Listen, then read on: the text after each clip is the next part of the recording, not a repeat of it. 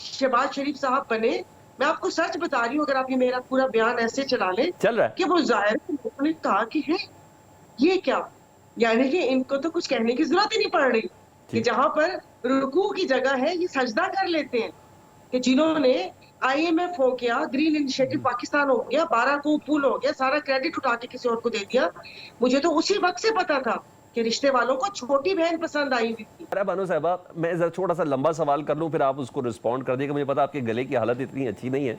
मुझे सिर्फ ये बताएं, ये हुआ क्या है पाकिस्तान की अवाम के साथ? किसी पार्टी का मैंडेट ही उसके सामने नहीं आ सका, करोड़ों रुपए के इश्तिहारात अपने, खैर जिस बंदे के थ्रू या नून लीग ने खुद ही चलवा दिए, नवाज शरीफ साहब को चौथी बार वज़ीर आज़म बनाने के, मुल्क को नवाज दो भी कह दिया। क्या आपको क्या नजर आता है इस हिकमत अमली के पीछे क्या था? बेसिकली आपकी नजर में क्या चीज है इन सब चीजों के पीछे? जी जी, कोई भी चीज जो सानहा होता है ना, वो अचानक नहीं होता। वो कहते हैं ना कि वक्त करता है परवरिश बरसों की परवरिश बरसों लगती, ये बरसों इनकी परवरिश में लगे हैं। और सब ये जो कसूरवार जितने भी हैं वो सियासतदान ही है कि इन्होंने अपने खैमे में ऊंट को आने दिया।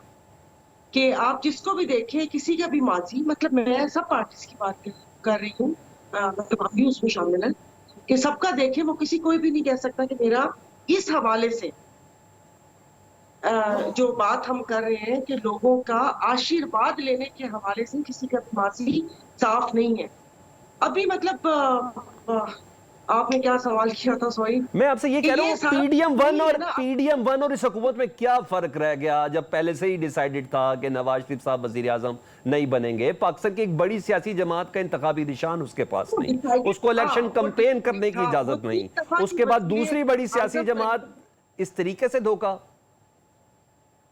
धोखा नहीं, सब कुछ वो था धोखा। वो कहते हैं ना कि जो औलाद है वो बहुत बड़ी आजमाइश होती है, वो बहुत बड़ी आजमाइश होती है।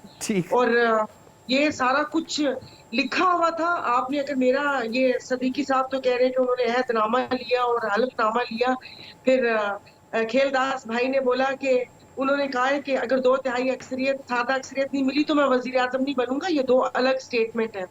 लेकिन जिस वक्त शहबाज शरीफ साहब बने, मैं आपको सच बता रही हूँ, अगर आप ये मेरा पूरा बयान ऐसे चला लें कि वो जाहिर लोगों ने कहा कि है ये क्या, यानी कि इनको तो कुछ कहने की जरूरत ही नहीं पड़ रही कि जहां पर रुकू की जगह है ये सजदा कर लेते हैं, कि जिन्होंने IMF हो गया, ग्रीन इनिशिएटिव पाकिस्तान हो गया, 12 को पुल हो गया, सारा क्रेडिट उठा के किसी और को दे दिया। मुझे तो उसी वक्त से पता था कि रिश्ते वालों को छोटी बहन पसंद आई हुई थी। तो अब मुझे नहीं पता कि इन्होंने मियां साहब के साथ धोखा क्यों किया।